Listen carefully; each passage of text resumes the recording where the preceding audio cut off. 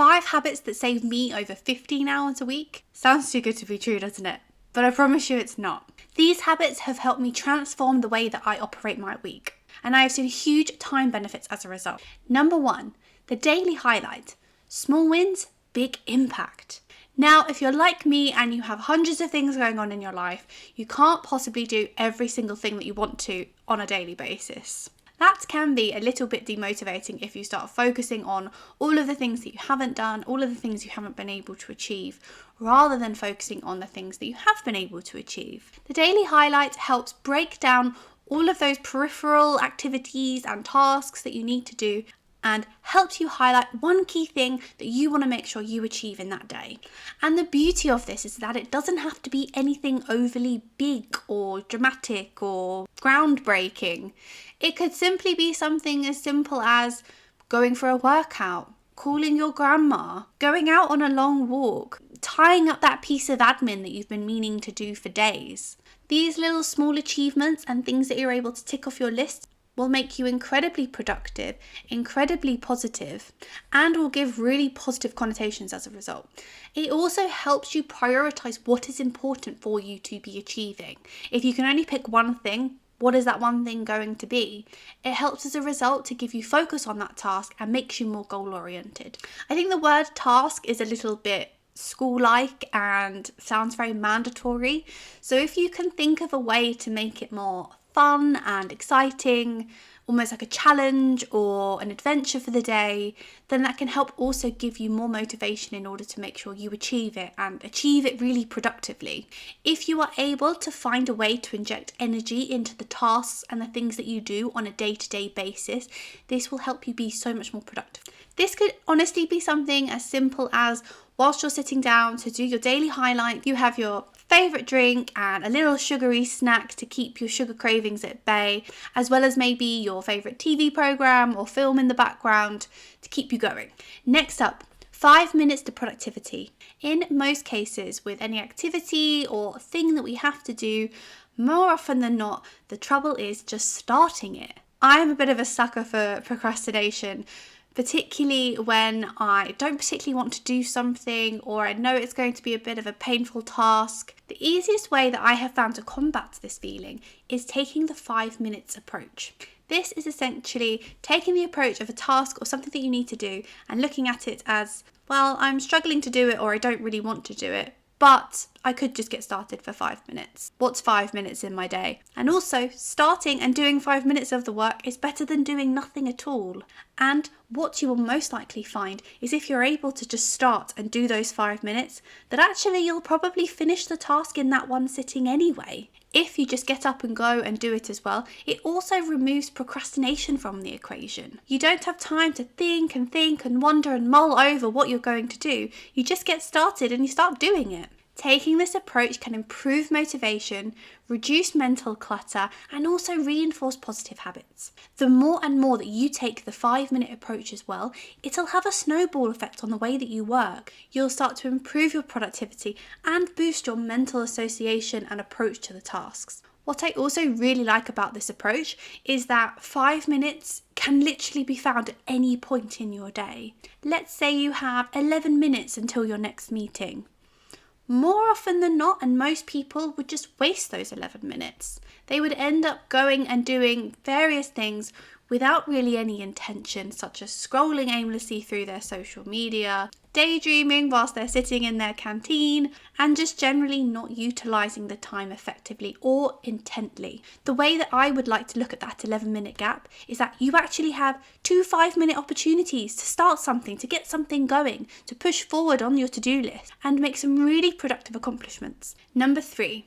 The art of saying no. Saying no can save you so much time. I honestly believe that this tip in particular is one of the best and most powerful things that you can learn in order to save and optimize your time. I have always been the sort of person that says yes to everything because I feel guilty awkward, wouldn't want to let the person down, and then end up getting myself into a position where I am burning myself out, doing way too much, spending too much money. I learned the art of saying no a long time ago now, and it has helped me so much in saving time in my life. I used to get caught up in having to give some elaborate excuse and really detailed reasons as to why I couldn't do something that someone was asking me to do. But actually, in fact, that ends up becoming more awkward and doesn't do you any favours in the long run. So there are 6 key tips that you need to take on board if you want to master the art of saying no. The first one is being direct but polite. There's no need to be rude, but there is also no need to give an incredibly lengthy and detailed reason as to why you are saying no to something. Just be short, succinct, and direct. It's so important that you are clear with your answer as well to remove any possibility of confusion. Then offer an alternative if appropriate. If it's something that you do want to do or you do hope to get to at a certain point, suggest, can I pick that up in 2 weeks' time, and see what they say. Or for example, if it's a friend that you want to meet but you just haven't got the capacity to meet them in this week, say to them, I can't do that date, but are you free on X, Y, and Z?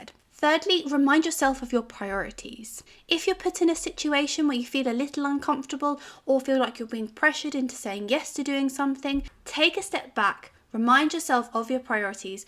Does this align with those priorities? And then adjust your response accordingly. Another thing that really helped me on my journey to getting better at saying no to people was saying no to smaller things to begin with, to get yourself more comfortable with saying the word no and it not necessarily having a really big impact. The more you say it, the more it gets easier over time. Number 4, unleash your productivity, outsource the rest. Your time is precious and you cannot buy more of it. It's important that you understand the value of your time and where you are happy to trade that time and what for. There are naturally things in our lives that we enjoy doing, we really want to do, and we'll do as much of them as we possibly can. Similarly, there are also things that perhaps we wish that we didn't have to do, such as going to work, doing chores, doing laundry, doing life admin. There are certain tasks that sit within that bucket that you may be able to outsource and therefore free up your time. So let's say, for example, that you're me and you do not enjoy cleaning. It takes 2 hours per week on average to clean my house. That's 8 hours per month and 104 hours per year cleaning. Imagine what you could do with 101 hours if you had that to spare. And that's only one task. I've talked about this in another video, but it's important that you assign yourself and your time an hourly rate. If you're able to outsource those tasks that you really don't want to do at a lower rate than your hourly rate, then you are better off for doing that. Once you're able to outsource all of those tasks that you don't want to do, you're able to secure at a lower rate than your hourly rate. It will open up the door for you to shift that focus and prioritize your time in high leverage skill-based work and allow you to prioritize your time wherever you see fit, whether that's focusing on supporting your mental well-being, your physical well-being, and upskilling yourself in an area that you are looking to pursue. Also, because you're doing something that you enjoy, you are naturally going to be more productive at it. The final habit that's helped me save over 15 hours per week is being a calendar Tetris champion. If you are able to master your calendar and strategically place those tasks within that calendar grid, just like Tetris, you will eliminate wasteful gaps and improve your productivity. I am super meticulous with my calendar and managing my time, particularly within my day job. I ensure that I block out absolutely everything that I am doing in that day in my calendar. With the job that I work in, I regularly get pulled left, right, and centre into one thing or another throughout the day.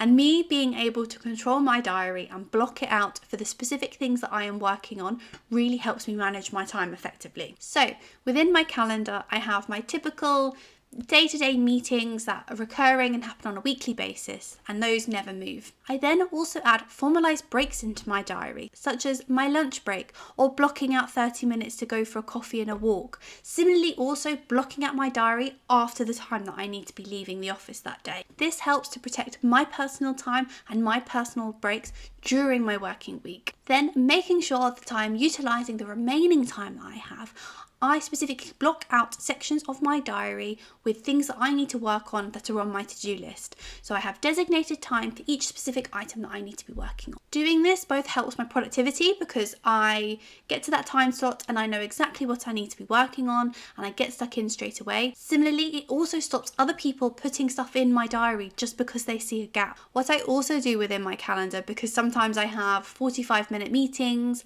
and random 15-minute gaps, I use the 5-minute rule to look down my to-do list, look at what my priorities are, and get started on one of those things. I then feel like I've been really productive with the time that I've had. I work in quite a loud office and always have people coming up and speaking to me, and that constant breaking of attention and breaking of momentum can be really detrimental to productivity. I actually read an article on productivity in offices, and people that work in the office Monday to Friday typically will waste almost 30% of their time dilly-dallying from one thing to another, walking from one meeting to another, being distracted by one thing or another, and actually wasting so much time that they could be utilising productively. Another key tip also when scheduling time out in your diary is be realistic with the amount of time you actually need in order to complete the task. So don't give yourself 30 minutes if you really need 2 hours in order to complete a piece of work.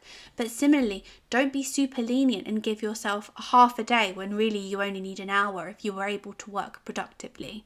Be quite critical in how you're allocating your time and you'll get the most out of it. And then finally, review your time blocks on a regular basis, whether that's weekly or monthly.